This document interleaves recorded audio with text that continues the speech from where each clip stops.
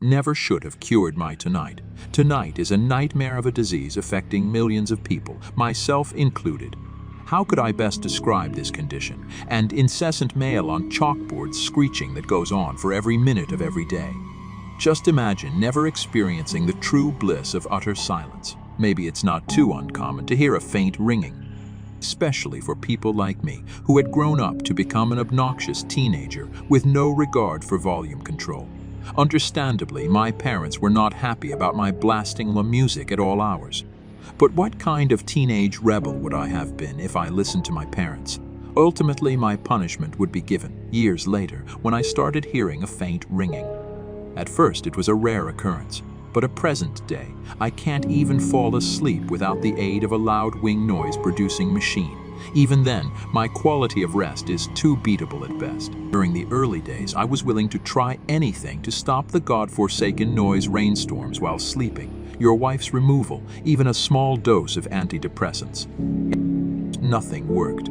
You'd be amazed how many help groups you can find online, forums for anything, veterans with PTSD, how to cope with losing a pet, or in my case, how to deal with tinnitus. I've looked over the top suggestions on several occasions. Most I had already tried while visiting my doctor, while the rest were mostly scams, better suited for multi-level marketing campaigns. I used to call myself an optimist, so naturally I would return to the forum every other week in hopes of finding a miracle cure.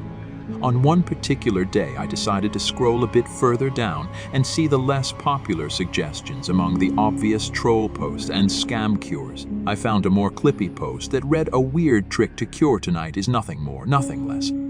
I saw it and started reading, preparing myself to be disappointed again.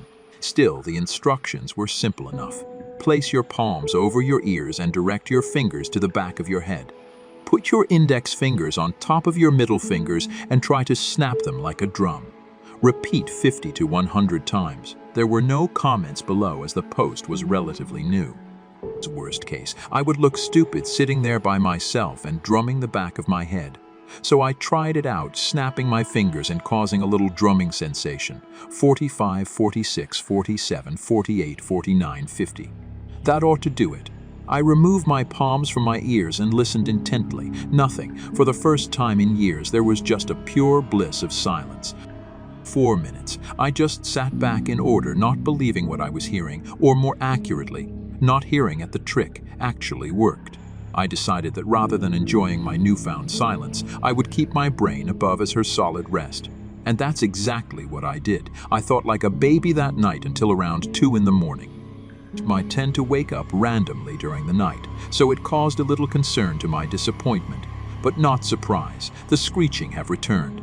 At best, I had half expected the solution to be a temporary one. I simply performed the witchcraft trick again and once more.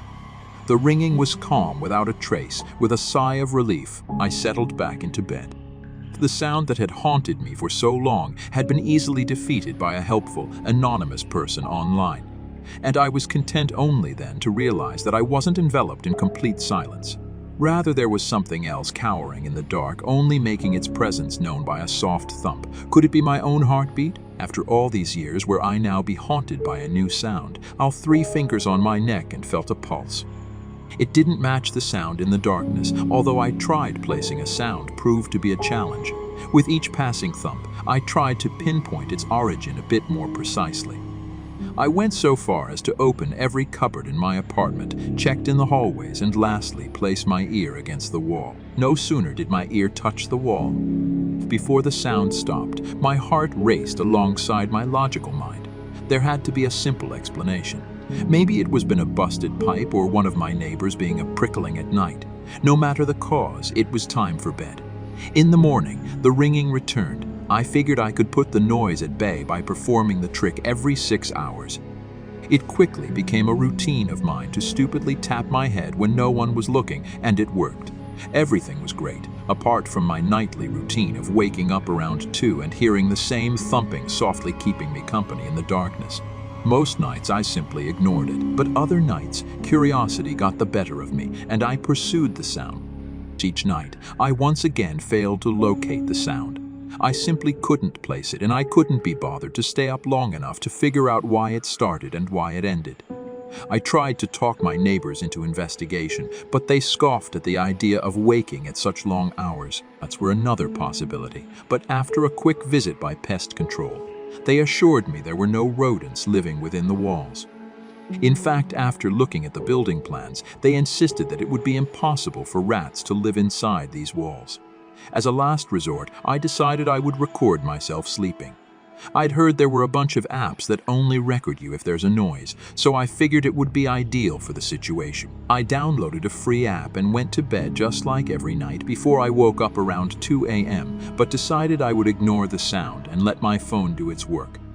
I had some earplugs that came in handy, and without further troubles I fell asleep, after waking up the following morning. I brewed myself a much-needed cup of coffee and sat down, figuring I could run the recording through audio editing software to look at the amplitude of the sound waves rather than listening through it all. The thump started around midnight and kept going for several hours. Aside from that, I mostly found sounds of myself shifting around in bed. However, at 3:30 a.m., there was a short pause consisting of complete silence, as if every sound had been erased from existence. It was no more than a minute before the sound returned, but it was no longer a soft thumping. It sounded more like whispering, just incomprehensible voices talking to no one in particular. Must be tired. I couldn't make out what was said on the recording. My phone wasn't exactly a technological wonder. In fact, I had no interest in finding out if anything. I would have preferred to leave the apartment and forget about the whole thing, but being a poor student without any nearby family, I had no other option than to stay put. Besides, I still thought there might be a logical explanation. After some hesitation, I came to the ridiculous conclusion that if I could hear the actual whispering, I could probably locate the culprits. So when I came, I went to bed fully expecting to be awoken at the usual time. And from then I would search for the source of the noise. It was 2 a.m. rolled around. I was woken by the familiar eerie thumping where I had once been a welcome, intriguing part of my nightly routine and have now become a dreaded enemy. It was relentless, not stopping for a single second, and as before, I had trouble identifying the exact location it was emanating from, like an auditory illusion. It seemed to echo throughout the room, coming from everywhere and nowhere, all at once. At precisely 331, the sound abruptly came to a halt. I held my breath in anticipation, waiting for the mysterious voice to start talking. As expected, the whispers began. Unlike the thumps, however, I could immediately discern their origin. They came from a wall directly behind my bed. I knew there couldn't possibly exist anything behind the wall, no apartment, more crawl space, just a concrete barrier separating my room from the outdoors. I crawled onto my bed with caution, as if approaching a wild animal, and carefully pressed my ear to the wall. The whispers started to become more focused, morphing into a single understandable phrase. "We know you can finally hear us." It sounded like several broken voices merged into a singular entity. I jolted back on my bed, where I remained frozen in fear. "Thank you for letting us in," the voices continued before falling silent. I began to feel faint, and it took me a while to realize I hadn't been breathing for quite some time. I forced a gasp, bringing air into my lungs, and tried desperately to calm down while trying to come up with a plan. The thumping returned only this time, Ira, exactly where it came from. The soft steps turned into loud, tearing along the inside of the wall. It moved with each step, working its way towards the hallway outside my bedroom. I could think we make our shadow beneath the door as it moved past it. I always keep my bedroom door locked, a habit formed during my time spent living with intriguing family members.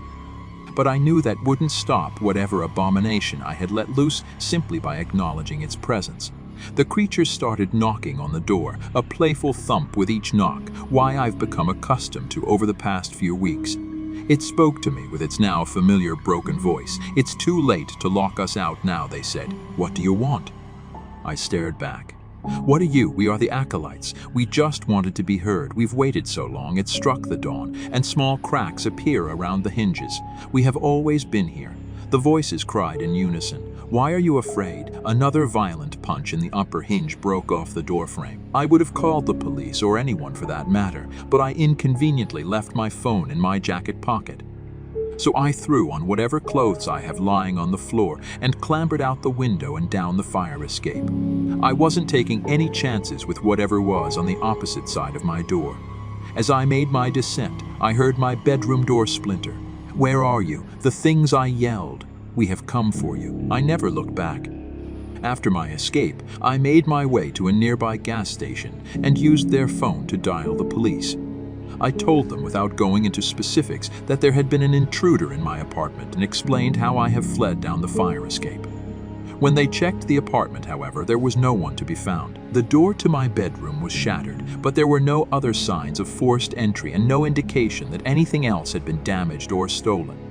To make matters worse, my apartment's overall state of disrepair made it difficult for the police to accept my story at face value. They had to break down the front door to get in, and I knew my landlord would be pissed. But I didn't care about that. After a very brief investigation, which involved checking the security camera footage to confirm that no one could possibly have entered my apartment, I was let off with a warning not to prank. Call the police again. Another cop offered me the number for a local psychiatric facility while the police were there. I grabbed a bag and filled it with a pair of essentials. I left that night to return home to my parents, intending to spend the rest of the night at the train station. I never returning to that place. I've caught my way of explaining that they can keep my deposit along with whatever stuff I left behind. A few days passed after I left the apartment behind. Before long, my tonight has returned louder than ever, and at first I couldn't have been happier about by allowing myself to hear the entities I had inadvertently let them in. I accepted my condition as a bittersweet blessing as it hit the things that go thump in the night, and if I couldn't hear them, they couldn't find me either. Unfortunately, my relief proved to be short-lived. As it turned out, the ringing was no longer enough to silence the voices. Last night I woke up to a strange sound. At 3:30 a.m., we found you the lake. Curtisology has always been a major interest of mine. I say minor because it was something I'd only enjoyed casually, a few internet articles here and there. Scrolling through a couple of pages on Tumblr blog dedicated to it, maybe watching one of those Bigfoot documentaries. You know, that kind of interest. Nothing serious. Generally, that would be pretty common for most people. Most people, however, do not live in my little town where suppose cricket is. How many folks here make a living? See, I live in a small town in the UK, more specifically in the northwest of England. It's a tiny place not many people outside of the country have likely heard of unless they've already been there for whatever reason or have an interest in cryptids. My small town is situated by one of the many lakes that dot this part of the country and has so many bodies of water too. We have our own Loch Ness monster. So many people claim. Anyway, I'm sure many of you are skeptical of that as you are of any such monster. Who can blame you? I grew up here. I didn't buy into that. I found it interesting, but I didn't believe it. Same as I didn't believe those people who claim aliens prove their backsides or that Bigfoot had destroyed their camp. It was something to read about and enjoy, but not something I believed. Most of my generation and that of my parents felt the same, but many of my grandparents. Eric clung to the belief in the monster. They stayed away from the lake unless they were in decently sized boats or one of the many ferries that traveled the length of the lake to nearby settlements. Now, as kids and teens, though especially not in summer, most of the time, British summers are nothing to brag about. They're pretty warm, but usually cloudy or white. Sometimes, however, we were blessed with a heat wave. Nothing was better than a dip in the lake during the heat of the day during the school holidays. The older kids would hang out by the lake well into the evening. The worst that ever happened was that someone would get a cramp while swimming and we'd have to give them back to Sean, or someone would get their foot tangled in some lake weed and freak out until they realized what it actually was. Nothing sinister, nothing serious, most certainly no lake monster. One particular day during the Easter break, where it was much too cold to spend more than 5 minutes at a time in the lake, I was spending my time climbing the many tall trees that covered the areas around the lakes. Maybe I was a bit old for tree climbing, most likely, but it had always been something I enjoyed doing. Something about climbing as high as I could go and settling down on a tree branch, just looking over my surroundings, was something I enjoyed. Most of the time I just watched boats going up and down the lake, people going about their business. cars passing down the country, roads just typical stuff, not worthy of merit.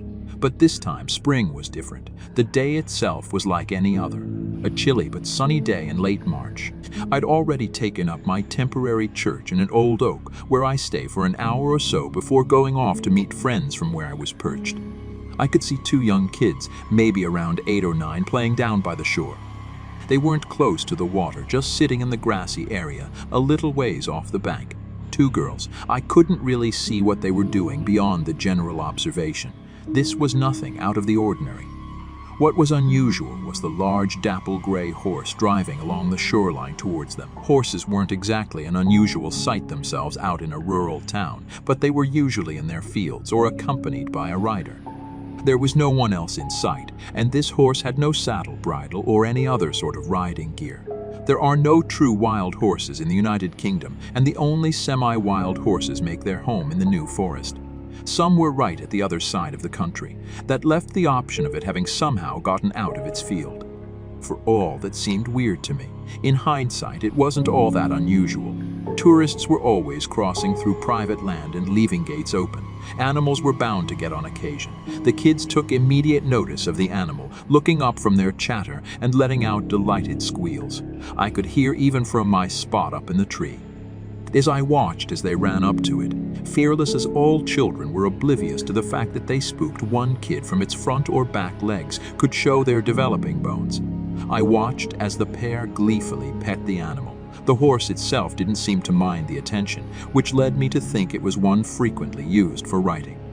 Most likely one of the horses rented out to tourists so they could enjoy a ride through the countryside. The horse lowered its head, allowing the kids to press a hand to its muzzle. I could hear their delight of laughter as the pair took turns alternating between stroking its flank and head. It was pretty cute, I have to admit. There's always something magical about an unfamiliar animal being content with your presence without commas, or seemed to be, I think, badly as it lowered itself to the ground.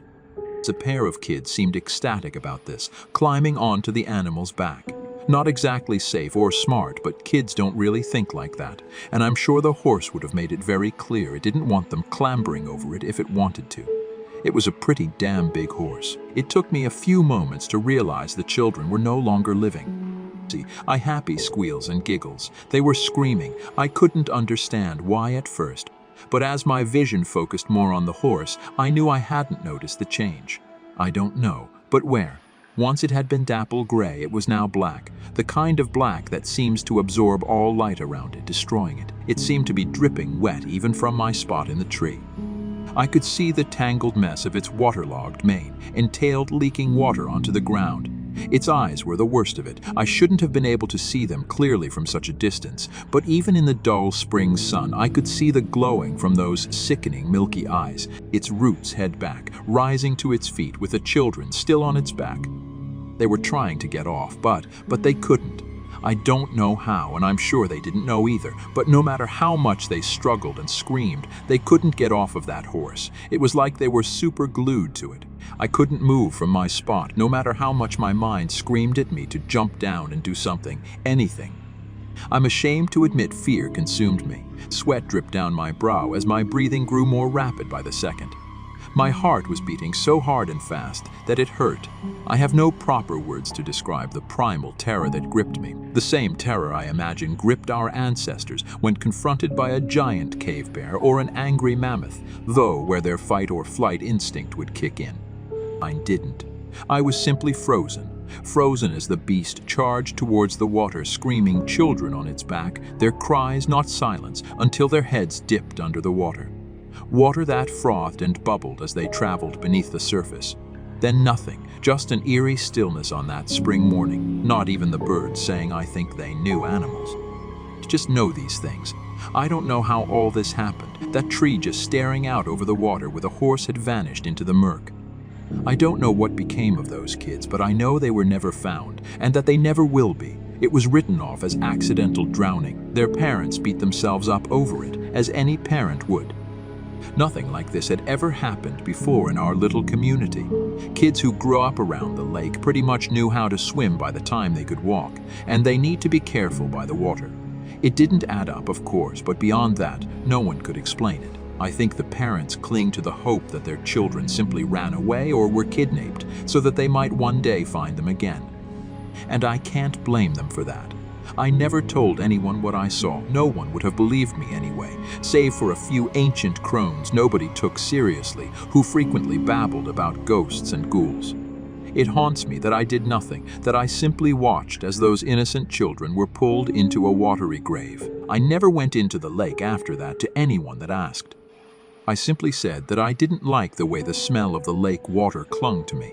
I didn't think I'd ever tell this story, but I still live in this town over a decade later. And last night I saw two apple-green horse stalking along the lakeside.